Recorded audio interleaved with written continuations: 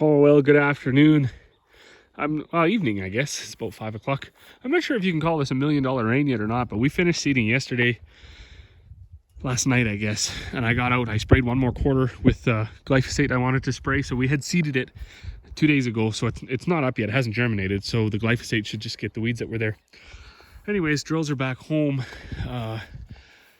It's okay to leave them out a little bit. The rain helps you wash them, so mine's winged down over there. Dad's is still, or the flexicoil here is still hooked up to Dad's tractor.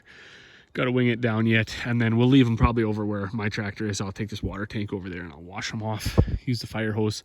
That way the yard doesn't get too wet, because we use a lot of water to wash these things. It's usually a several day process. Another thing a guy doesn't want to get too excited about putting the seeding equipment away is if you get a weather event. So if we get a frost, or if we get a hailstorm or something like that, where you actually have to start to replant, we're good about till the 5th of June for replanting. So there's about a week or two here where we could still get away with replanting something, or even planting some oats for grain feed if we have a total wreck. This hole here, so these are new up and coming projects. I'm trying to find the gas line that runs to this shop. So it's supposed to run from the shop and then over to that trailer secondary line. So I'm gonna carry on at digging away at this, as long as I'm digging this with a shovel, because I don't want to hit the line with the backhoe. We got to dig our water in over to the house. So here they've been framing away. House is going up. We got to dig water and power and gas from the house down here somewhere. I think I'll just do a straight shot over to the watershed. And one nice thing about here, we have really good water. We have good water, and we have lots of water. In fact, the water well driller that drilled it, I think he put a 20 gallon a minute or 15 gallon a minute pump or something in there. It was a big pump anyways, whichever one's a big pump, maybe 25 gallon a minute, I'm not sure. He said you could leave that on forever. I would never run out of water here. And I know even parts of the county or in other counties close to us, they have cisterns and stuff. They don't even have wells, because it just doesn't work. So very, very blessed for that. Yeah, those are projects that are going to be happening right away. I haven't been able to get over, and this is actually the first time I've been over to check out the house. So hopefully Corey and between Corey and my mom, they've been taking some pictures, so we can do a start to finish once we get to that point. But I think for now, going to be an early night. These basically 2 weeks of seeding they're long days. They're early mornings, they're late nights, and it's just go. Everybody's busy, so even the kids are worn out. I know my parents are tired.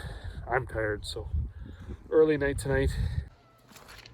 Well, good afternoon. It is Sunday. It is Sunday, May 29th. So as you know, we finished up May 27th, maybe 26th, I guess, in the evening.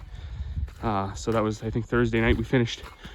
Friday it started to we got most of the day Friday, and then it started to rain in the evening. Rained all day Saturday, and this is what we got here now. Unfortunately, I don't think everybody around here was done, although hopefully I don't have the numbers. Hopefully the folks that aren't done only have a little bit left to do, because with the amount of rain we got, I didn't have a rain gauge out, I'm not sure, but it's wet, so it'll be definitely a few days before anybody gets back into the field. And it was a pretty widespread rain. We were in town yesterday morning, and it rained hard in town all day, so it was all over. Everybody got it. Fortunately for us, we did finish, and so they call that $1 million rain when you just finish and you get a nice gentle rain. A hard pounding rain is not very good for our soil. Our soil is it's very tough. It's very tough to work with. So it dries out fast, but if it rains too hard on it, it'll bake right off and get rock solid. So I'm out here now. This is a little patch where we seeded some canola. Actually, it's about 200 acres of canola, so it's not a little patch. But this little patch in behind the trees is small. I just want to see if anything is coming up yet. Our wheat is up, our barley's up, our peas have germinated. They're not poking through yet, although I'll walk over there. They're just across the road. And the trick is to get the crop in and get it out of the ground as quick as possible, because our growing season is very short. This could be a canola right here, actually. It probably is. So there's a seed. The odd seed is on top. I'm not 100% sure why. I probably seed a little too fast, and there's a bit too much. So if there's a blue seed on the bottom of this guy, which there is, that's a pretty healthy canola plant. So they're not up well, I guess they're through. They're through here. So that's a very positive sign. Now if the frost can just stay away, and yes, we get frost in May quite often. Hopefully not really late, but we're still flirting with low temperatures of, you know, lows of 4 and stuff. And lows of 4 and the low spots could be lows of 0. So what? That was up. When I go across the road here, I do expect then that the peas will be up. And this was the very last bit of canola seeded. So I seeded my north quarter, and then I came over here. I seeded about 135 acres, and then I went to our south quarter and seeded that 110 acres. And then I came back, and with the little bit of canola I had left, I seeded out the rest of this. This is just an aggravating thing right here. So I parked my drill here when we were having those problems, and just kind of cheesed me right off, because in the morning when I fired up my drill to move it, when the mechanic was coming to figure out why it wouldn't work, it just started pumping the seeds out. So now I got all this oats gonna grow where my drill was sitting in my canola. Of course, the Liberty chemical will kill the oats, so, but it just, you do what you can to try to keep stuff clean and whatever else. And then stupid things like that happen. Not the end of the world. I'm just gonna walk over here across the road and check the peas. So on the other side of the road here, you can actually see, if you pay attention to where the canola was, this Flexi-Coil and the Seedmaster drill are totally different technology. Our Seedmaster is 12-inch spacing, precision drill, independent openers. They put the seed exactly where it needs to be. Quite amazing technology, really. Is it an upgrade from the Flexi-Coil? I think it is. Certainly, I think it is for canola and stuff like that. This is one thing I got to point out we don't understand. So this is a canola plant. It's a volunteer canola, and it's truly amazing. We haven't had canola here so it's peas this year. Last year it was barley. The year before it was canola. And because you never get them all, you're gonna have some losses, header loss and stuff. And they got jam. Like, a guy should really, by that research and by that logic that we just saw with that plant so healthy and up already, you should seed the canola in the fall. Actually, as soon as you're done combining, you should seed the canola, and then it'll come up right away. Is anybody brave enough to do that at the cost of canola seed? No. But if I have enough time in the fall this year, I might try it. I'm always up for a challenge. Back to the drills though. So our Flexi-Coil is 9-inch spacing, 3-inch paired rows. When you look down, the rows are only 9 inches apart, and then each opener is 3.5 inches wide. So the spacing is very, very narrow. And I really think for peas it's gonna be better, because peas will fall over. And I wanted to try a side-by-side comparison this year, but our drill was down the whole time we were seeding peas. So this field also, we didn't seed canola with the peas. There's a pea right there. So we'll see if it's germinated. Look at that. So he's got lots of juice. Peas are seeded the deepest of all the crops we grow, a good inch, and so they got a long ways to go to get out of the dirt. But as you saw, that is coming. This dirt is very mellow right now.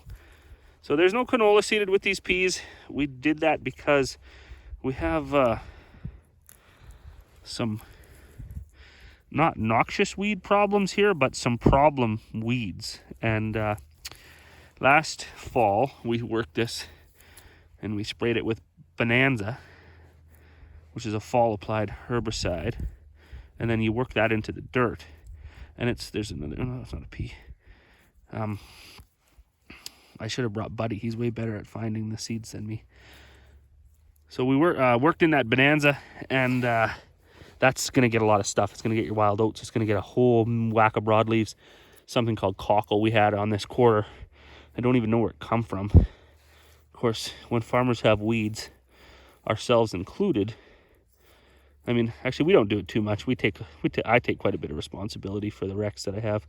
But lots of farmers want to just instantly start blaming everything from the county ditches to the gravel they put on the roads to the birds to the whatever. But, I mean, it is what it is. I don't know where this cockle came from. I know we didn't plant it, but it's here and it's something we got to deal with.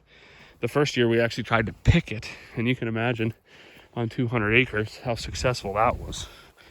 It just got away from us. So we got these. Oh, here's another pea right here. Is it sprouted? Not even sprouted. Dum dum dum dum dum. I really thought they'd be up. I really thought they'd be through. Of course, they're I think they've only been in for about 5 or 6 days, so not the end of the world. I'll bring you back if I find one peeking through the dirt. Well, there was another one. He's not sticking through the dirt yet, but everything is very close. Very, very close. Got lots of legs, so. So yeah, back to this one. We didn't seed canola here. This is actually just a field of straight peas. Normally we haven't done that in about 5 years. We've had better luck with the pea and canola mix. But when you mix peas and canola, you don't have the exact high amount of spraying options.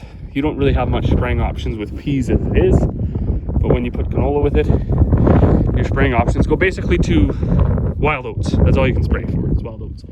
Now, in the past, we've used Clearfield canolas. It gives you a little bit more spraying options. However, those chemicals, they don't really like up here in the peas country. They think there's too much carryover. I'm not sure we've seen that problem on our farm, but anyways, it is what it is. There's quite a bit to it. You don't just, I don't look at the peas way out here even. I guess when you come over top of here, probably pulled the drill out and you kept seeding. Weird. Well, we'll go hunt down the rest of the crew. I think they went up to let the chickens out. I'm not going to do too much around the yard. It's just sopping mud and wet, and I just don't feel like being that miserable on a Sunday. All right, well, this is certainly what we're looking for. So this is the same field as where I was just earlier, that little chunk behind the trees. So these are the canolas. Now there ends up being the odd one on top. I'm not sure. Sometimes it's weird. The leaf, when it makes a leaf, you'll see that the blue seed will be on the leaf, and sometimes it stays underground. But we definitely find with our Seedmaster drill, emergence is quite a bit quicker and quite a bit more consistent, where you can actually see the rows right away. With our flexi-coil, we were always climbing around on the ground, crawling around like beetles trying to find the plants, and yet here, every row you go to, there's a canola, and then, I mean, there's a bit of a gap here, but there's another one, there's another one, there's another couple, and then all the way down. So, as always, thanks for watching. We'll see you all on the next one. Make sure to stick around, because there's going to be lots of videos on the house coming up and various things like that.